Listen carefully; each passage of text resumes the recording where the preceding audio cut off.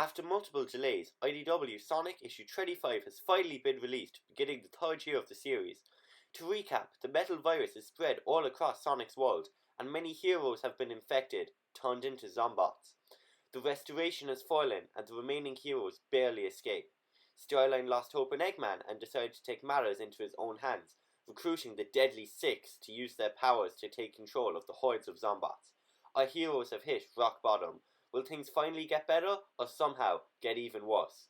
This is issue 25, A Sudden Shift. The issue begins showcasing Knuckles, a character notably absent from year 2 of the series, guarding the Master Emerald. The one remaining restoration shuttle lands on Angel Island. Knuckles is confused over why Sonic looks like Metal Sonic. However, the Blue Blood has to run to fight off the infection, leaving Tails and Amy behind to explain the events of year 2 to the Red Echidna.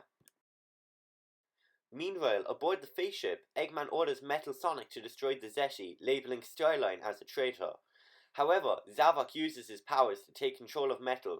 Starline is prepared for the Zeti's betrayal and takes out the cacophonic conch to mind control the Zeti. It temporarily works, but he loses control due to his weak lungs. Eggman, Starline, and Metal escape thanks to the warped topaz, leaving the Faceship and the Chaos Emeralds in Zavok's control.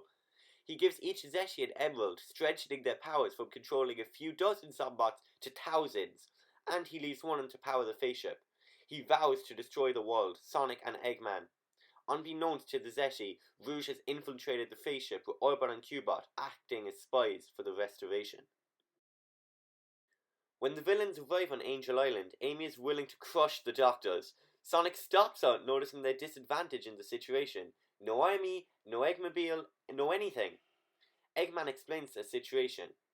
After a brief argument with Tails about finding a cure to the virus, the Doctor reveals that the virus is mutating, destroying the cells inside the infected beings until they eventually disintegrate.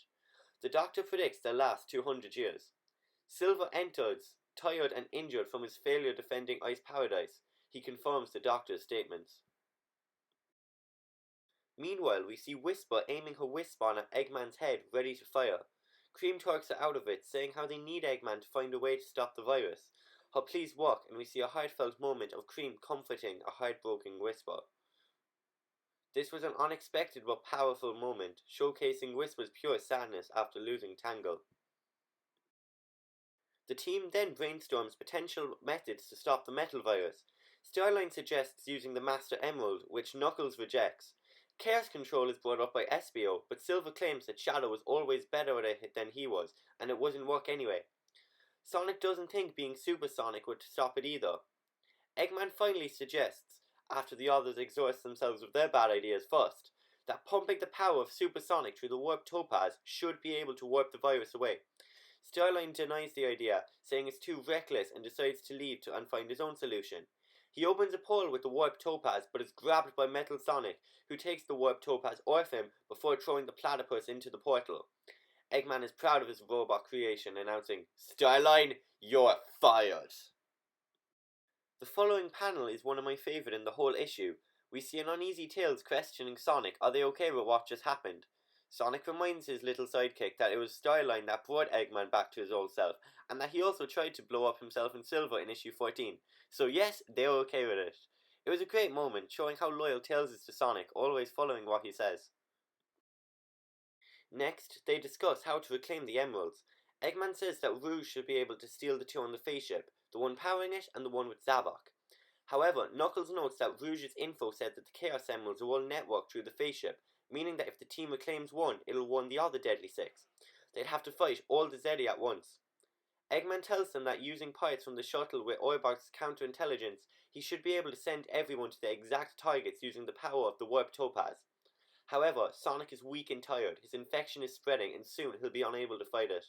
Amy decides to call for backup. This backup turns out to be the Babylon Rogues. She explains that since they're thieves, living in a blimp, they avoided the plague and would be perfect at helping to steal the Chaos Emeralds. Jet seeks rewards for helping, not wanting to stoop down to being a goody-goody. Sonic manages to turn him over though, claiming that the world needs the legendary Windmaster. Jet agrees, not wanting to deny the world their savior. Sonic goes for a run before mission deployment. The issue ends with different scenes across the world of the Deadly Six seizing control of the Zombots, infecting the few remaining survivors. Zaz tears down Riverside. Zomom orders civilians for food in Vista View, infecting those who don't deliver. Zora is pleased by cries and screams in Orchardville. Xena takes control of the previously seen and now destroyed Sunset City. Master Zik invades Winterbug, and Zavok commands them all in the Faceship. The final panel shows all the infected heroes so far, with Zavok claiming to infect the whole world by the next day. We see Vector, Charmy, Jewel, Tangle, Vanilla, Cheese, Chocolat, Elder Scruffy, Shadow, and Big the Cat, his first appearance in the main series. While not the most action-heavy issue, I really enjoyed this one.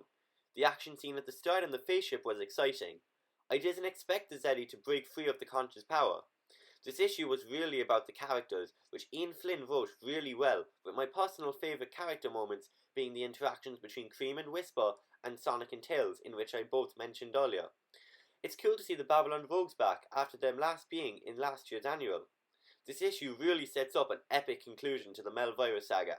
With their plan set, hopefully our heroes and villains teaming up with them can save the day next time when it's all or nothing. Part 1. Also, to briefly comment on the cover art, Tyson Hess did a great job on the cover A for issue 25.